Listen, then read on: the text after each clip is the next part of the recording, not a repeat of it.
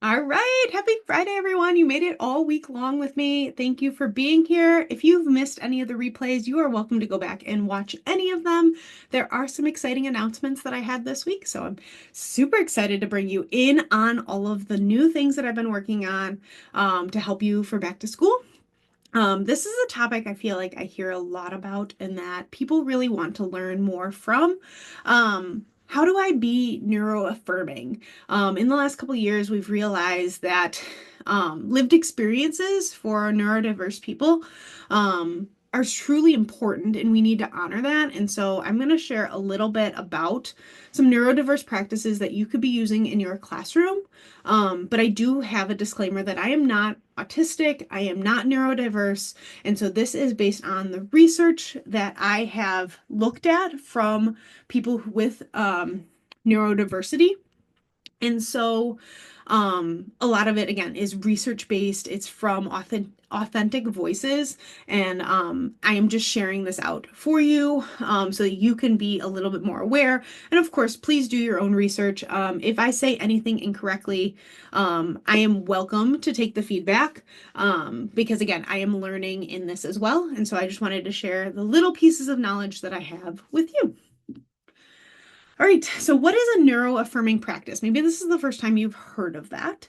And we are recognizing and celebrating how people learn and process information.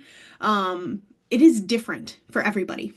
I am very much a visual learner, so slide decks are super helpful for me.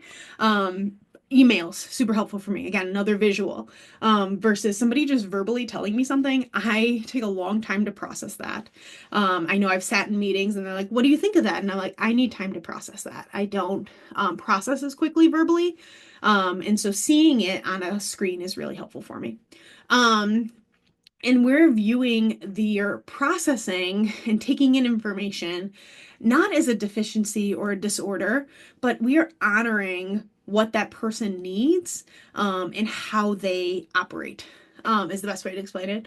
And of course, honoring how they advocate for what they need.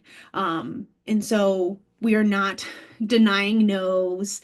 We are saying, yes, that's valid. Thank you for letting me know, that kind of thing. So we'll get into more examples too. All right, what you may need to unlearn. So this was something that there's a lot here that we might need to unpack and unlearn, and that's okay. Teacher directives. We are spending a lot of time with, I am the teacher, you listen to me. And so you might need to unlearn that not always is your directive the answer. There might be another way that you can approach things. So there's sometimes that, yes, teacher directives need to be listened to for safety, all of those things. But we want to make sure that we are not feeling that we are superior than others. Anybody, students, staff, of course. Another thing that you might need to unlearn is behavior first thinking. So thinking that student is doing the behavior to get under my skin. That student is doing that behavior or they are that behavior. They are an eloper. They are, that those kind of things can be really detrimental to a neuro-affirming practice. Again, reviewing and viewing as neurodiversity as a deficit, that the student is really just not great. They're below average, right, per se. A one size fits all teaching method, again, something that we might be used to is everybody gets a worksheet. Everybody gets this PowerPoint. Maybe that's not always the best case scenario. Enforcing neurotypical social norms like stimming, not letting students stim, not letting students pace, hand flapping, stopping that kind of thing. So again, telling them stop flapping, stop doing that. Again, we are enforcing those neurotypical social norms on it instead of embracing it and honoring like they need to move right now. That's okay. Of course, assuming negative intent behind certain behaviors. Again, they're trying to get under my skin. They're trying to make me mad. They know what they're doing. That kind of language. Again, we're trying to get away from that. prioritizing compliance over self-advocacy, telling a student you must go here, or actually taking them to that place when they've said no or their body is showing ways that they are saying no. Again, we don't want compliance. Again, focusing on the deficits in their IEP goals, that they are bad, that they're below average, that kind of thing. Over reliance on formal accommodations. Again, everybody gets priority seating, so they get priority seating. No, that's not it always. That doesn't always help. Neglecting their sensory needs. Again, they're moving, they're rocking, they're fidgeting. That is something that they need to calm and regulate their bodies. And so that is something we want to make sure that we are still letting them do in a safe space, and allowing them to have their sensory needs met, excuse me. And then assuming that lack of eye contact indicates that they are disengaged or not listening. Again, this was something that I had to get past, that like my students are not looking at the board. That's okay. That's okay. If they're staring out the window, they might still be listening, and that's okay. Okay, so what can I do, right? Again, this is a question I get a lot. What can I do? Respecting their lived experience. As you listen to maybe autistic adults now, they say like how people really neglected them. They didn't listen to them. They assumed their answer without asking, those types of things. So honor and respect their lived experience. Also, as an adult, respecting their self-diagnosis. There's lots of people that I interact with every day that have said like, yep, I'm autistic, or I have ADHD. Maybe it is diagnosed, maybe it's not. But again, self-diagnosis, you know yourself better than anybody else. So just honoring that. Individualized support, of course, making sure that you are truly individualizing the support, not just, well, everybody gets a number line, so that person's also going to get a number line, those types of things. Having a strengths-based approach. This was something I wish I would have done a bit more. I had a student who was autistic who loved Play-Doh, and he could mold things out of Play-Doh with such detail, such intricacy, that I wish I would have honed on to it more. I wish I would have allowed him to give his responses with Play-Doh more often. Because again, he was disengaged and did not like my activities, but if he had Play-Doh, he was the most engaged person in the world. So again, just spending more time doing that with them. Autonomy and empowerment. So letting them have a voice and a choice in things is a huge thing. And I will go into specific examples on my future slides. Just again, honoring their no, honoring that I don't like this, I don't want this, and not forcing it on them is a huge part of neuro-affirming practices. Environment adaptations. Again, dimming the lights, having coverings on the lights, having a sensory space that could be quieter. All these things could be something you can do in the environment. Again, just take some more classes in advocacy and understand why our students are the way they are and be okay with that. So just educate yourself on it. Being aware of your student triggers, maybe your own triggers too, but being aware of triggers can be really helpful as well and impactful for learning environments. And then emphasizing resilience for your students. If they've really strived through something, wow, you really pushed through and persevered. I'm so proud of you for getting through this hard activity, that kind of thing. And then leading with empathy, ultimately, just care and respect that they are going through a hard time and having a hard time, not giving you a hard time. So all those kind of things. So again, that's more like general, but let's get into specific details. So the goal is for our students to have a voice and choice in their learning. Have that self-advocacy and self-determination. This is what I want. This is what my body needs. Honoring their body autonomy, of course, and no. Like, no, I don't want this. No, I don't go here. I understand. You're looking at me going, Heather, this is crazy. If I took every no that a student gave me, we wouldn't get anything done. I understand. I'm going to help you switch some of your language so that hopefully you don't get always no. And there's more trust in it. Wait time.